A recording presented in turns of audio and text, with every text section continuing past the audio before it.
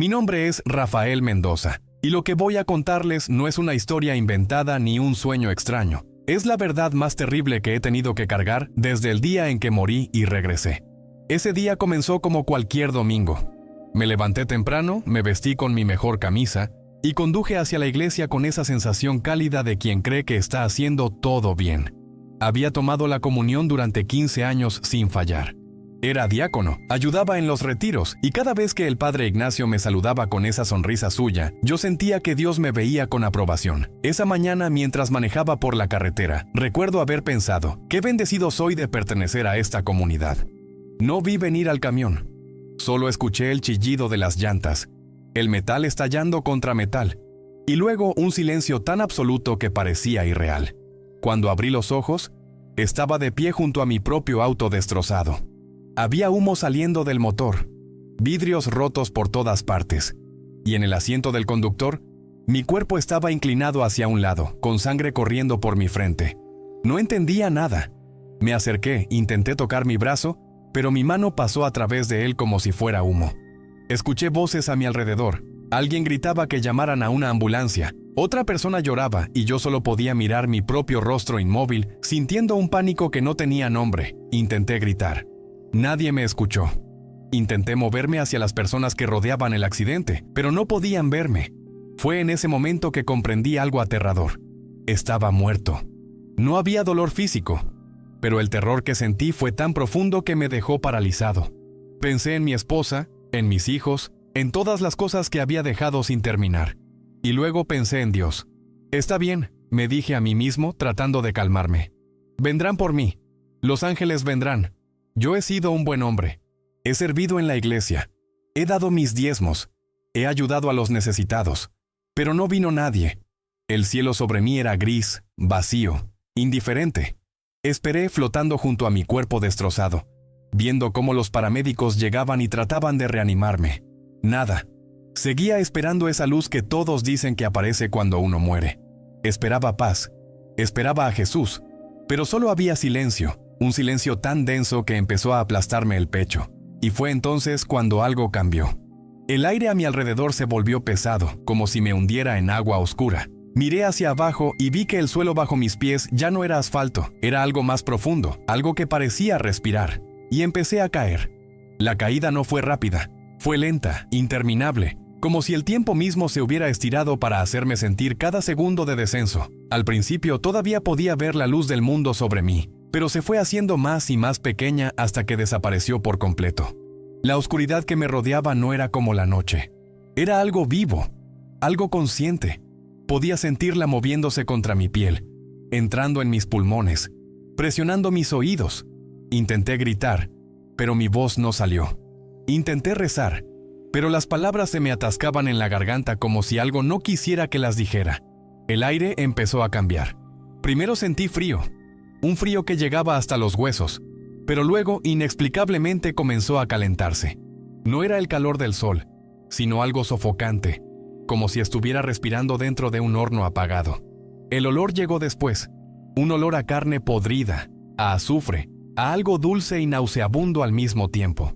Cerré los ojos, pero eso solo hizo que las sensaciones se intensificaran. Escuché sonidos en la distancia, ecos de voces, gritos ahogados, algo que sonaba como lamentos que venían de muy lejos y muy cerca al mismo tiempo. No sé cuánto tiempo caí.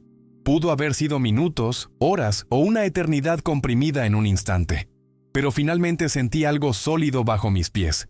Mis piernas temblaron al tocar el suelo, y cuando abrí los ojos, lo que vi me heló la sangre. Estaba de pie en un valle interminable, rodeado de montañas negras que parecían hechas de roca fundida y ceniza. El cielo sobre mí no era cielo. Era un techo de oscuridad absoluta, sin estrellas, sin luna, sin nada que indicara dirección o esperanza. A lo lejos había algo que brillaba con un resplandor rojizo, como brasas moribundas. Y fue entonces cuando lo escuché. Un coro de voces humanas, miles de ellas, llorando, suplicando, maldiciendo. El sonido venía de todas partes y de ninguna, como si estuviera dentro de mi propia cabeza. Me tapé los oídos, pero no sirvió de nada. Las voces seguían ahí, y con ellas venía algo peor, el conocimiento. No sé cómo explicarlo, pero de repente supe dónde estaba. No necesité que nadie me lo dijera. Lo supe en lo más profundo de mi alma, con una certeza tan aplastante que me hizo caer de rodillas. Estaba en el infierno. Me negué a creerlo. Me dije a mí mismo que era imposible, que tenía que ser una pesadilla, que en cualquier momento despertaría. Pero mientras más intentaba convencerme, más real se volvía todo. El suelo bajo mis rodillas estaba caliente, casi quemándome a través de la ropa. El aire sabía a ceniza. Y esas voces, esas malditas voces, no se detenían. Intenté levantarme, pero mis piernas no respondían. El miedo me paralizaba. Y entonces, a través de la oscuridad, vi algo moverse. Una figura se acercaba. Al principio pensé que era una sombra, algo sin forma que se deslizaba entre las rocas, pero mientras se acercaba comencé a distinguir contornos. Brazos, piernas, una cabeza inclinada hacia adelante como si cargara un peso invisible. Caminaba despacio, arrastrando los pies, y cada paso levantaba pequeñas nubes de ceniza del suelo. Me quedé inmóvil, con el corazón martillándome en el pecho, mientras esa figura emergía de la penumbra.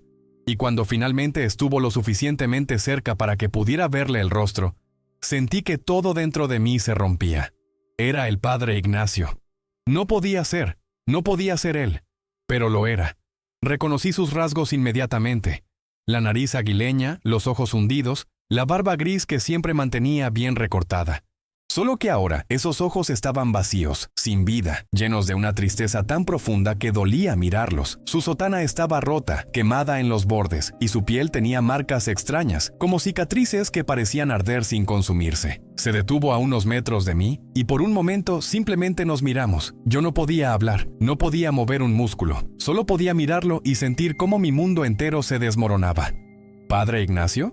Finalmente logré susurrar su nombre, aunque mi voz sonaba temblorosa y rota. Él no respondió de inmediato. Solo bajó la mirada como si mi presencia le causara dolor. Luego, con una voz que apenas reconocí, ronca, quebrada, llena de sufrimiento, me dijo: «Rafael, no deberías estar aquí». Sus palabras me golpearon como un puñetazo. ¿Qué está pasando?», le pregunté, levantándome con dificultad. «¿Por qué estás aquí? Tú eres un sacerdote. Tú has dedicado tu vida a Dios. Esto tiene que ser un error». Él soltó una risa amarga, sin humor, que hizo eco en la oscuridad. «No hay errores aquí, Rafael», dijo, y su voz se quebró al final. «Este es el lugar para los que vivimos en mentiras, para los que nos escondimos detrás de sotanas y sonrisas mientras nuestros corazones estaban llenos de podredumbre». No podía creer lo que estaba escuchando. El padre Ignacio había sido el hombre más amado de nuestra comunidad. Todos lo admiraban. Las madres le confiaban a sus hijos. Los ancianos buscaban su consejo. Yo mismo había llorado frente a él en el confesionario, y él me había consolado con palabras que parecían venir directo del cielo. «No entiendo», le dije, sintiendo cómo las lágrimas comenzaban a quemarme los ojos. «Tú ayudabas a tantas personas. Predicabas con tanta pasión. ¿Cómo puedes estar aquí?». Él levantó la mirada hacia mí, y lo que vi en sus ojos me destrozó. No era arrepentimiento. Era resignación, porque todo era actuación, Rafael. Susurró. Cada sermón, cada abrazo, cada oración, yo no creía en nada de lo que predicaba. Solo quería el poder, el respeto, la admiración, y usé el nombre de Dios para conseguirlo. Sus palabras me dejaron sin aire. Sentí como si el suelo bajo mis pies se estuviera abriendo. «¿Qué?», logré decir, aunque mi voz apenas era un susurro. Él continuó, y cada palabra que salía de su boca era como un clavo enterrándose en mi pecho. Mientras les decía a todos que amaran a sus enemigos, yo guardaba resentimientos durante años. Mientras predicaba sobre la humildad, yo me deleitaba en ser el centro de atención. Mientras escuchaba confesiones, juzgaba en silencio a cada persona que se arrodillaba frente a mí. Y lo peor de todo, su voz se quebró, y por primera vez vi lágrimas correr por su rostro. Lo peor de todo es que nunca, ni una sola vez, le pedí perdón a Dios de verdad, porque nunca creí que lo necesitara. No pude seguir escuchando. Me alejé de él, tambaleándome hacia atrás, sintiendo cómo todo lo que había creído durante años se desmoronaba. Y fue entonces cuando escuché otra voz, una voz que no venía del padre Ignacio, sino de algo mucho más oscuro. La voz venía de todas partes y de ninguna, resonando en el aire como si el propio infierno estuviera hablando. «¿Sorprendido, Rafael?», dijo. Y había algo en ese tono que me hizo sentir náuseas. Era una voz suave, casi amable, Pero debajo de esa dulzura había algo retorcido.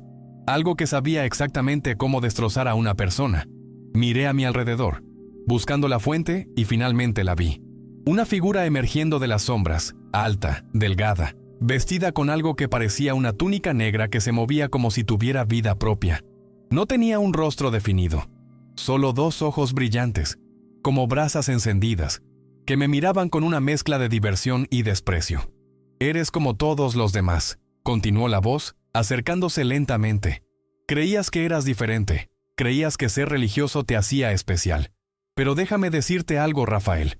Aquí abajo, los hombres como tú y como él son los más comunes». Señaló al padre Ignacio, quien permanecía inmóvil, con la cabeza gacha, como si cada palabra que esa cosa decía lo hiciera hundirse más en su propia desesperación. «¿Quién eres tú?», logré preguntar, aunque mi voz temblaba tanto que apenas podía reconocerla. La figura se detuvo frente a mí, tan cerca que pude sentir el calor que emanaba de su cuerpo. «Soy quien conoce la verdad», respondió. «Soy quien ve lo que ustedes esconden. Y tú, Rafael, tienes mucho que esconder, ¿no es así?». Sus palabras me golpearon como un martillo. Intenté retroceder, pero algo me mantenía clavado en el lugar. «No sé de qué hablas», mentí, aunque incluso mientras lo decía sabía que era inútil. La criatura soltó una risa baja, gutural. «¿No lo sabes? Entonces déjame recordarte. Recordemos todos esos domingos en los que te sentabas en la primera fila, sonriendo, cantando, levantando las manos como si realmente sintieras algo. Pero en tu corazón, ¿qué había? Juicio. Veías a la mujer junto a ti y pensabas, «Qué hipócrita, viene a la iglesia pero sé que tiene un amante». Veías al joven en la esquina y pensabas, «Ese chico es un vago, nunca va a servir para nada». Te sentías superior, Rafael. Te sentías mejor que todos ellos. Y cada vez que el padre Ignacio te daba una palmada en la espalda, tú te hinchábamos de orgullo, como si fueras más santo que el resto. Cada palabra que decía era cierta. Y eso era lo que más dolía. Quise negarlas, quise gritar que estaba mintiendo, pero no podía, porque en lo más profundo de mi alma sabía que tenía razón. Había juzgado a tantas personas. Había sentido esa satisfacción enfermiza al verme a mí mismo como alguien mejor. Y todo ese tiempo había creído que Dios no lo notaba. Que mientras siguiera yendo a la iglesia, mientras siguiera dando dinero, mientras siguiera sonriendo en los servicios, todo estaría bien. ¿Y sabes qué es lo más triste?, continuó la criatura inclinándose hacia mí. Nunca perdonaste a tu hermano, ¿recuerdas? Ese hermano que te pidió perdón hace años, que se arrodilló frente a ti y lloró, suplicándote que lo dejaras entrar de nuevo en tu vida, y tú lo rechazaste. Le dijiste que lo perdonabas, pero en tu corazón lo odiaste hasta el día en que moriste. Guardaste ese resentimiento como si fuera un tesoro. Y ahora, aquí estás, porque Dios no juzga lo que dices, Rafael. Juzga lo que realmente eres. Caí de rodillas, sintiendo cómo algo dentro de mí se quebraba en 1000 pedazos. Las lágrimas comenzaron a caer sin control, y por primera vez en mi vida me vi a mí mismo tal como realmente era. Un hipócrita. Un hombre que había usado la religión como una máscara, que había jugado a ser santo mientras su corazón estaba lleno de veneno. Y lo peor de todo era que no tenía excusas. No podía culpar a nadie más. Era mi culpa, solo mía. La criatura se alejó, dejándome arrodillado en el suelo, destrozado. Y en ese momento de absoluta desesperación, algo dentro de mí se rompió. Y sin pensarlo, sin planearlo, un nombre escapó de mis labios. Un nombre que había pronunciado tantas veces sin sentirlo realmente. Pero esta vez, salió desde lo más profundo de mi ser, desde un lugar de dolor tan genuino que era imposible fingirlo. Jesús. El efecto fue inmediato. Todo el lugar tembló. Las sombras retrocedieron como si hubieran sido golpeadas por una ola invisible, y la criatura que me había estado acusando soltó un grito agudo, lleno de rabia y dolor. La oscuridad que me rodeaba comenzó a rasgarse, como si alguien estuviera rompiendo un velo negro, y entonces la luz apareció. No era una luz suave, era cegadora, abrumadora, tan intensa que tuve que cerrar los ojos. Pero incluso con los ojos cerrados podía sentirla atravesándome. El calor sofocante del infierno desapareció, reemplazado por algo completamente diferente, una presencia. No puedo describirla de otra manera. Era como si alguien hubiera entrado en la habitación, pero en lugar de ocupar espacio, llenaba todo, cada rincón, cada grieta. Cada centímetro de oscuridad era invadido por esa presencia abrumadora. Y con ella venía algo que no esperaba. Paz. Una paz tan profunda que hizo que todo el terror, toda la desesperación, todo el dolor, se detuviera por un instante. Abrí los ojos lentamente, y lo que vi me dejó sin aliento. Frente a mí, suspendido en el aire, había una figura envuelta en luz. No podía ver su rostro claramente, porque el resplandor era demasiado intenso, pero podía sentir sus ojos sobre mí. Y en esa mirada había algo que no puedo explicar. Amor, tristeza, autoridad, todo mezclado en una sola expresión. Supe de inmediato quién era. No necesité que nadie me lo dijera. Jesús, el mismo Jesús del que había hablado tantas veces sin conocerlo realmente. Y ahora estaba aquí, mirándome, y yo no sabía si sentir alivio o vergüenza. Rafael, dijo su voz, y fue como si todo el universo se detuviera para escucharla. Era suave, pero tenía un peso que hacía que cada palabra resonara dentro de mí. ¿Por qué me llamaste? La pregunta me dejó paralizado. ¿Por qué lo había llamado? Ni siquiera sabía. Había sido un impulso, un grito desesperado de alguien que no tenía a dónde más ir. Porque no tenía a nadie más, logré decir, y mi voz se quebró. Porque estoy perdido. Porque me di cuenta de quién realmente soy y no puedo soportarlo. Hubo un silencio largo, y luego Jesús habló de nuevo. Y sin embargo, durante años nunca me buscaste de verdad. Venías a la iglesia, pronunciabas mi nombre, cantabas canciones sobre mí, pero tu corazón estaba lejos. Tu corazón estaba lleno de orgullo, de juicio, de resentimiento. Jugaste a ser mi seguidor, Rafael, pero nunca me dejaste entrar.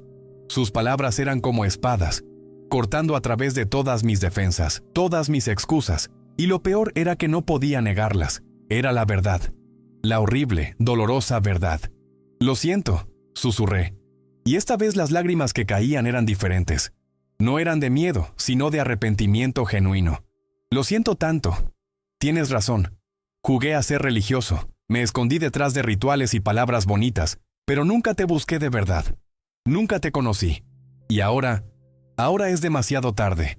La luz que emanaba de Jesús pareció intensificarse, y sentí cómo su mano se posaba sobre mi cabeza. Era cálida, reconfortante, y al mismo tiempo devastadoramente honesta. No es demasiado tarde para que aprendas, Rafael, dijo. Pero debes entender algo. El camino hacia mí no es a través de la religión. No es a través de rituales ni de apariencias, es a través del corazón, es a través de la verdad. Y tú has vivido en mentiras durante tanto tiempo que olvidaste cómo se siente la verdad. Me levantó suavemente y por primera vez desde que había caído en ese lugar sentí esperanza, pero no era una esperanza barata. Era una esperanza mezclada con dolor, con la comprensión de que cambiar realmente duele. Te voy a enviar de regreso, dijo Jesús, y mi corazón dio un vuelco. Pero no regresas como el mismo hombre, regresas con una misión. Debes contarles a todos lo que viste. Debes decirles que la religión sin amor es vacía, que las apariencias no engañan a Dios, y que el verdadero arrepentimiento no es solo decir lo siento, sino cambiar de verdad.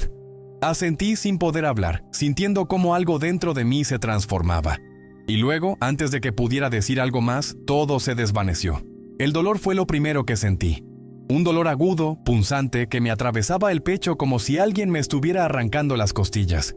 Abrí los ojos de golpe y lo primero que vi fueron luces brillantes sobre mí, el techo blanco de una habitación de hospital y rostros borrosos moviéndose alrededor de mi cama.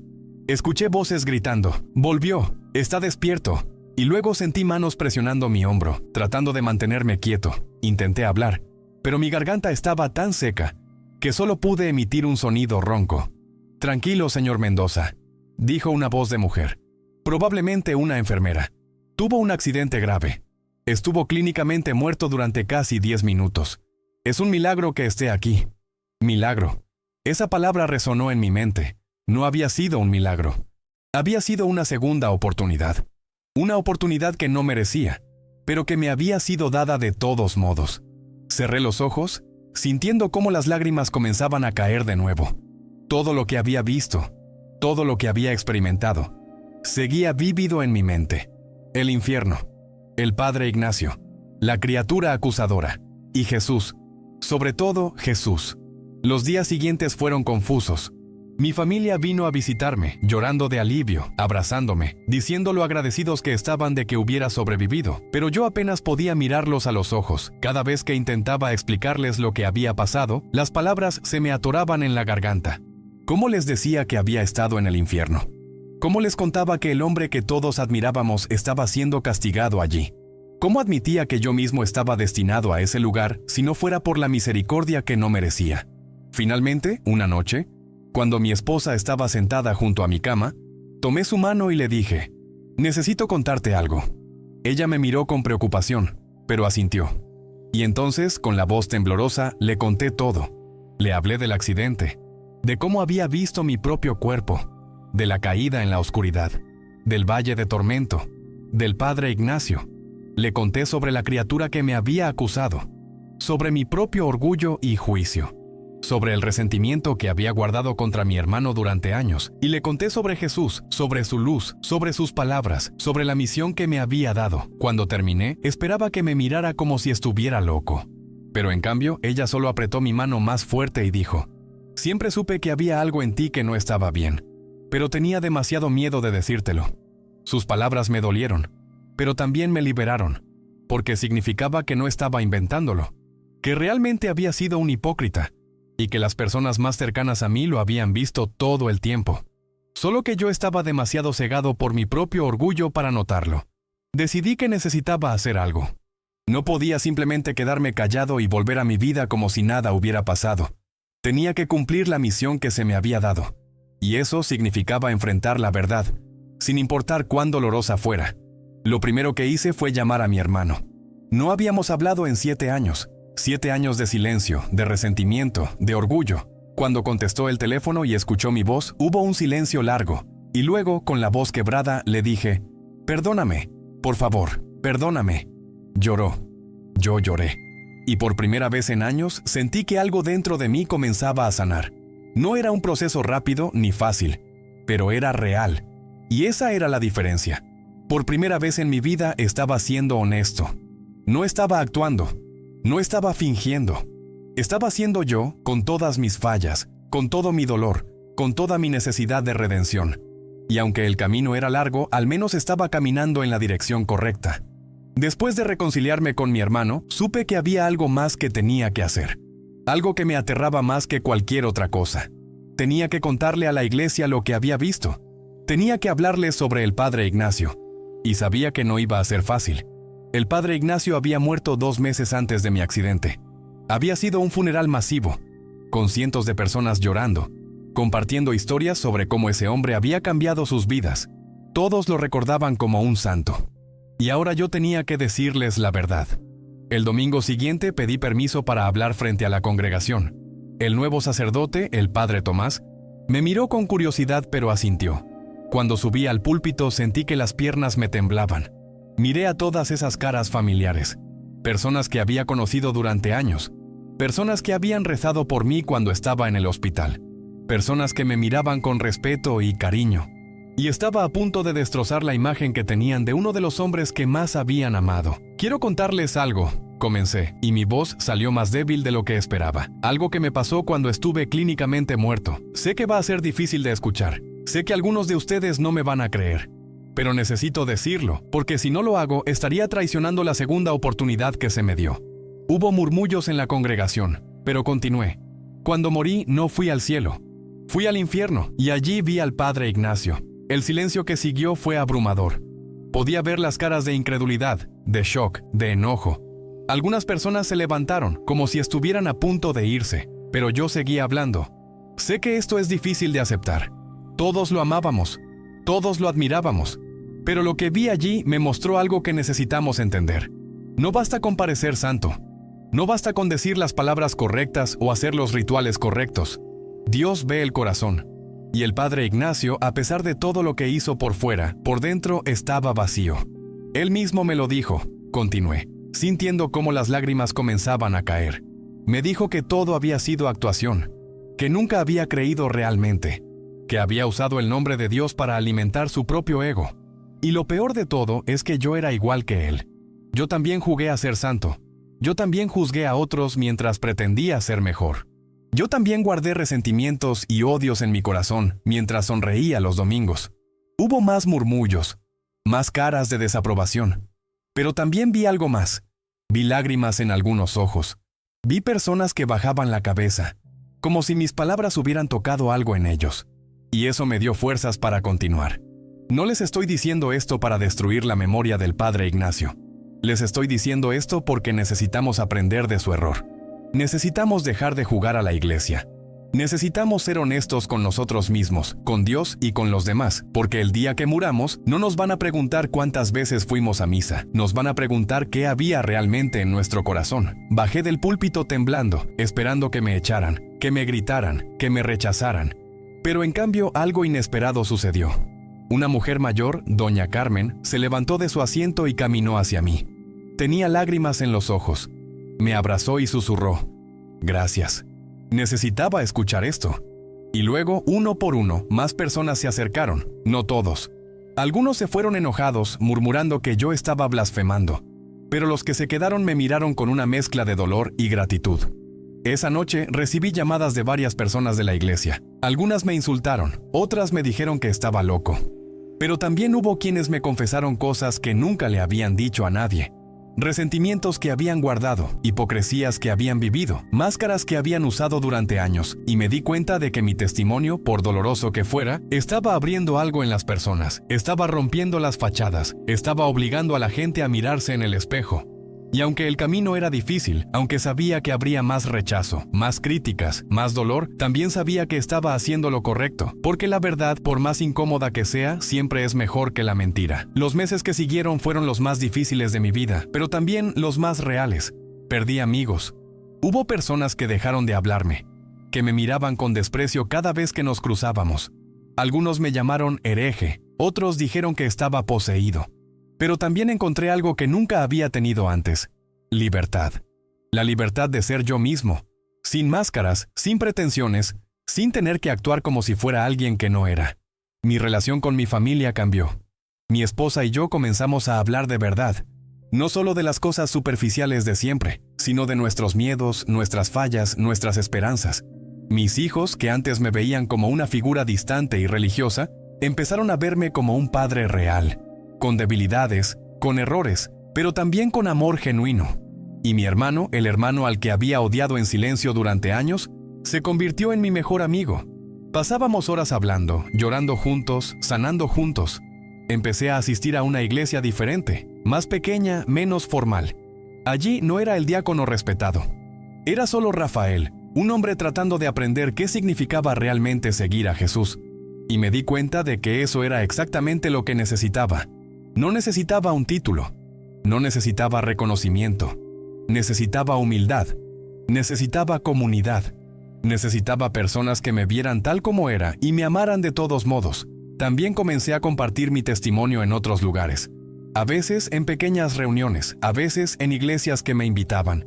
Y cada vez que contaba mi historia, veía lo mismo. Personas que se quebraban, que lloraban, que confesaban cosas que habían guardado durante años. Y me di cuenta de que mi experiencia no era solo para mí. Era un mensaje para todos los que, como yo, habían jugado a ser cristianos sin realmente conocer a Cristo. Para todos los que habían usado la religión como una máscara en lugar de como una transformación. Hubo momentos en los que dudé. Momentos en los que me preguntaba si realmente había visto lo que creía haber visto, o si todo había sido una alucinación causada por la falta de oxígeno en mi cerebro. Pero cada vez que esas dudas llegaban, recordaba las palabras de Jesús: regresas con una misión. Y esa misión era demasiado importante como para dejarla de lado solo porque era difícil o porque algunas personas no me creyeran. Con el tiempo empecé a recibir mensajes de personas que ni siquiera conocía. Personas que habían visto mi testimonio en internet, que habían leído mi historia y que me decían que les había cambiado la vida. Algunos me contaban que habían estado viviendo en hipocresía durante años y que mis palabras los habían despertado. Otros me decían que habían estado al borde del suicidio, pero que escuchar mi historia les había dado esperanza. Y cada uno de esos mensajes me recordaba por qué había pasado por todo esto. No voy a decir que mi vida se volvió perfecta.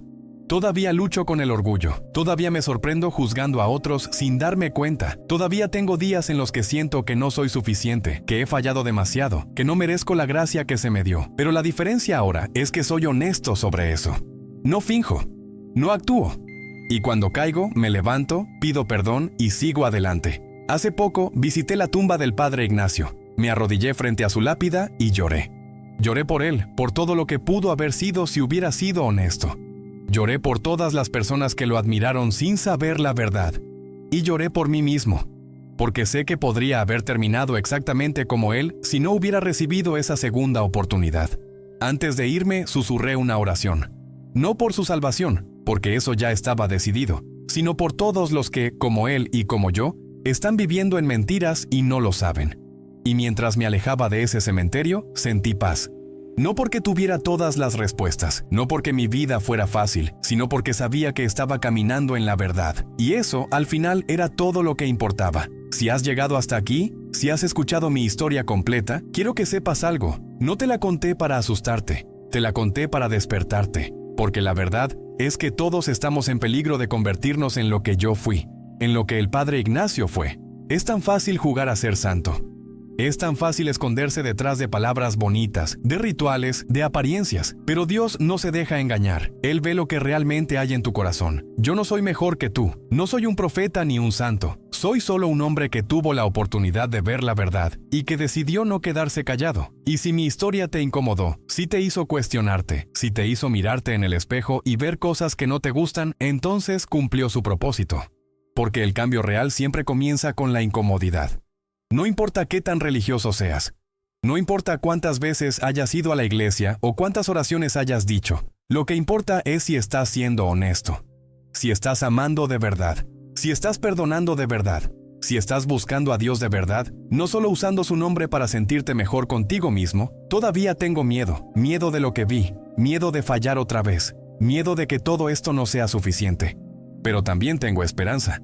Porque sé que mientras haya vida hay oportunidad de cambiar. Y esa esperanza es lo que quiero dejarte hoy. No importa qué tan lejos hayas caído, no importa qué tan perdido te sientas, todavía puedes cambiar, todavía puedes ser honesto, todavía puedes buscar la verdad. Gracias por escucharme. Gracias por darme tu tiempo, tu atención y tu corazón. Espero que esta historia no solo te haya entretenido, sino que te haya transformado de alguna manera.